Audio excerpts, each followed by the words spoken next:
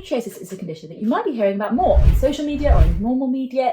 It hasn't become more common. We are just starting to appreciate more that it affects a lot of people. It used to take an average of 7 to 10 years to get a diagnosis of endometriosis, and we hope that we can start to bring that time frame down by talking about this condition more, making it clear what the symptoms are so that people can actually access a diagnosis earlier. Now, you might be watching this video because you think that you might have it, or because you've recently received a diagnosis of endometriosis. I'm Brooke, I am a gynecology doctor, and I want to talk in this video about what endometriosis is, what causes it, how it can progress and change, and what the treatments are available out there. So stay tuned to the end and I will answer a couple of common questions that I get asked about this condition. So let's start with, what is endometriosis? The endometrium is the name for the lining of the womb, which is shed each month as part of your normal menstrual cycle.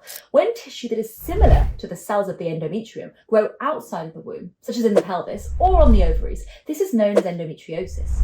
This tissue can induce a chronic inflammatory reaction that may result in scar tissue forming. So these types of cells can bleed in response to the hormones of the menstrual cycle, and that might cause pain. For example, if that tissue is sitting on your ovaries, it might cause pain on one side or the other. It might just generally cause a worsening of the pain during your period. It might be in an unusual location, like a specific point. It might even cause pain in an unusual location, like a specific point in the rectum. Sometimes these cells also form large cysts on the ovaries, known as endometriomas. There's actually a related condition that's called adenomyosis, and this involves endometrial tissue that invades into the muscular layer of the uterus. The two conditions, endometriosis and adenomyosis, do have some similarities, and they can share some symptoms, and some people might even experience both of those conditions at the same time. So what causes it? We still don't know exactly why endometriosis does happen and why it affects some people more than others. There are a number of theories that have been put forward as to where it comes from. So it's believed that endometriosis arises when endometrial cells are shed during your period and they accidentally travel up the wrong way. That's known as retrograde menstruation. That menstruation may accidentally travel back up through the fallopian tubes and into the pelvis instead of leaving the body as part of your period. There's another proposed mechanism, which is that there may be a change in your immune system, which means that your body doesn't recognize that the period blood and these cells similar to the endometrial tissue are actually part of your body and they're not foreign, and then they attack them. So it can be an autoimmune or an inflammatory reaction that occurs. Some research also suggests that your genetics might make you more likely to develop endometriosis because your mother, your sister, or your aunts are also affected. And so you are 6 times more likely to have endometriosis if a close relative has got the condition. Does endometriosis progress in stages? And if so, what are they? Well, just start by saying, yes, there are stages of endometriosis, but the stage of endometriosis doesn't always correlate with how bad someone's symptoms are, how their experience is. So for example, someone might have very mild or superficial endometriosis, but they might experience really debilitating pain or other physical symptoms.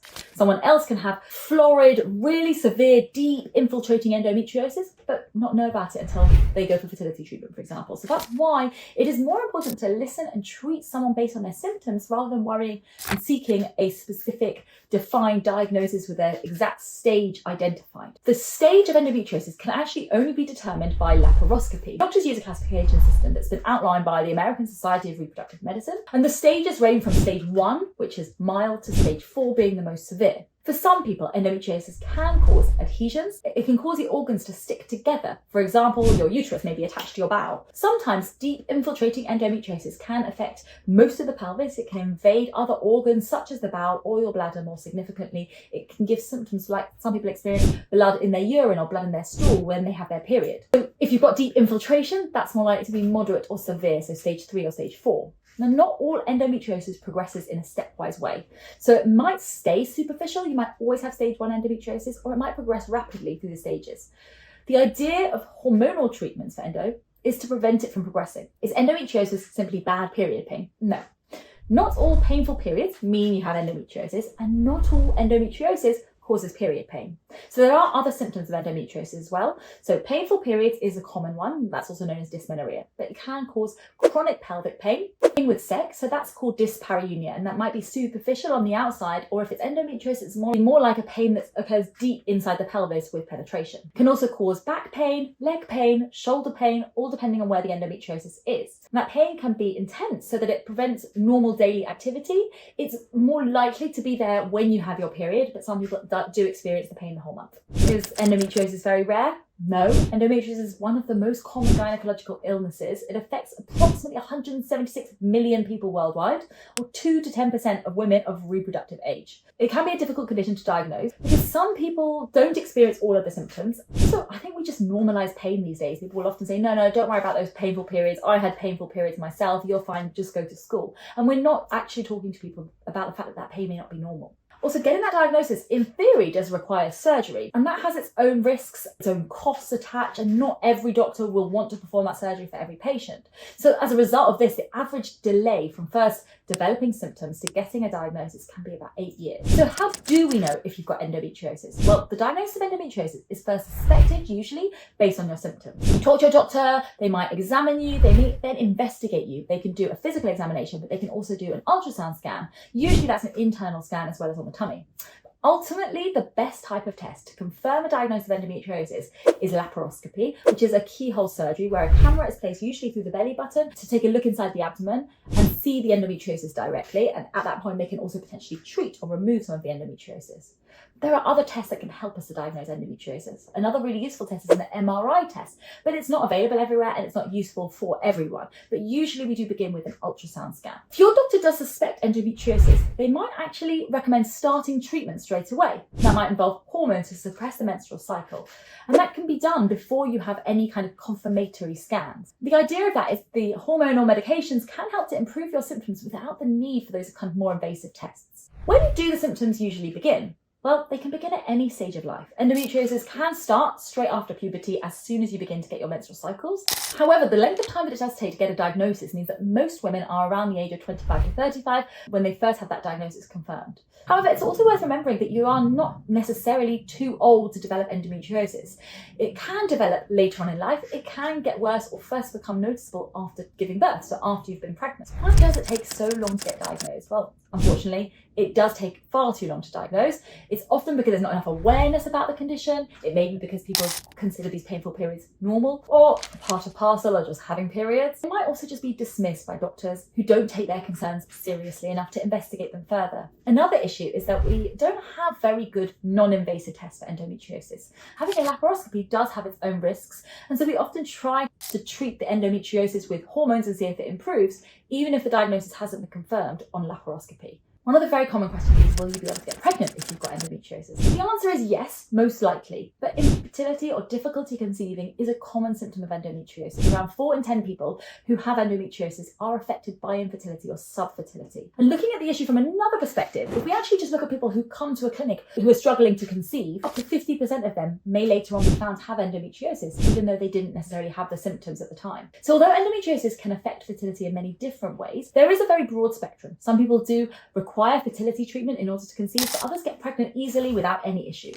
Endometriosis can cause infertility through the fact that it causes increased inflammation, and that can cause damage to the developing eggs, or because it can actually cause anatomical changes, so it can cause scarring in the fallopian tubes. Whether your fertility is affected partly depends on the severity of the endometriosis and also where the endometriosis itself is located. So if it's blocking the tubes, the egg cannot get down into the uterus, or if it causes cysts on the ovaries. So the best way to check your fertility is by trying to conceive. If you know that your endometriosis is quite severe and you haven't conceived after 6 to 12 months, then your doctor can definitely arrange further tests to determine what's going on with your fertility and what the next steps should be for you. Will those hormone treatments cure endometriosis? Unfortunately not. Synthetic hormonal medications like the pill or progestins will all be used to suppress the menstrual cycle and its symptoms. So whilst they treat the problem, they do not reverse the disease. They do not cure it. The idea is that they usually slow or stop the progression of the disease. But once it's caused its effects, once it's caused its scarring, that can't be reversed. And once those medications are stopped, usually the symptoms will return. So are there good treatments for endometriosis? Well, these treatments do focus on relieving the pain, reducing the growth of the endometriosis, and improving your fertility. So the first line treatments that we go for usually include Pain relief medications, so non-steroidal anti-inflammatory medications, which are similar to ibuprofen, can help to improve pain caused by endometriosis. Then we've got the hormonal therapies, such as the combined pill, progesterone-only pills, and the GnRH agonists. And they are all commonly used to help manage the symptoms, slow it down, or stop the progression of endometriosis. In more severe cases, or if the medications just aren't working, then the next step would usually be to do a laparoscopic surgery. And this is often performed in order to remove or destroy endometrial implants, and that can then provide relief from pain and potentially improve fertility. Sometimes people might need multiple surgeries because it does come back, or they don't get all of the endometriosis removed in the first surgery. And sometimes, despite removing as much as we can, the pain continues, and sometimes people need a hysterectomy. That means removal of the womb. It might be considered, but it's typically a last resort, especially if you have not yet completed your family. Now, whilst these treatments can help to manage the pain and improve quality of life with endometriosis, it is a chronic condition and symptoms might come back. It might require ongoing management and personalised care. What that means is not everyone who is suspected of having endometriosis should definitely have a laparoscopic surgery immediately. Sometimes it's about choosing the right treatment for you at the right time in your life. So what that means is at the beginning, when you're first having periods, hormones might help to control the pain, but either they might stop working or you might wish to come off of the hormones because you want to get pregnant. At that time, it might be the right time for you to have a laparoscopic surgery. It's also important that you don't want to have too many surgeries in your life. So we time them quite carefully as to when it's most likely to have the best impact for you and to be able to follow it on with the treatment to help to keep those improvements in place for longer. Sometimes you might need a further surgery after the first one, and we want to plan that together with the right team. If you've got a very severe case of endometriosis, sometimes you need additional members of the team to be present for the next surgery, like bowel surgeons or urologists, for example. Does pregnancy cure endometriosis? Well, no. Pregnancy, like the hormonal treatments, can temporarily suppress the symptoms of endometriosis because of its high levels of progesterone. However, it doesn't eradicate it, and symptoms do usually return after giving birth. Sometimes breastfeeding can help to delay the return of symptoms, but only at the time when you're frequently breastfeeding and it's enough to suppress the menstrual cycle. Having a Mirena coil after birth can also help to keep the symptoms at bay. Is hysterectomy a cure for endometriosis? Well, not necessarily. I've already mentioned that the endometriosis doesn't necessarily grow on the womb, it can grow outside of the pelvis. So taking the womb away and stopping you from having periods may not take all of the pain away. It can help, and it depends on where your endometriosis is and how it affects you. Another common question is, will it improve after menopause? Well, typically, as it is a condition that's driven by hormones, it stops progressing after the menopause. Usually most people find that once they stop having periods, they stop having such severe pain. However, it is important to know that, again, if you have scar tissue, if you have inflammation that might persist later on, being in the menopause doesn't automatically make that all go away. But the hope is that it would improve for you over time and it wouldn't progress because you're not continuing to have menstrual cycles. Okay, so that's everything. Are you wondering if you might have endometriosis? Well, if your periods are particularly painful or they're difficult to manage, don't hesitate in speaking to your doctor. There are a lot of treatments that are available, and they might help you and help you to lead a completely normal life with endometriosis. You just need to ask. So let me know if you've got any other questions about endometriosis that I haven't answered.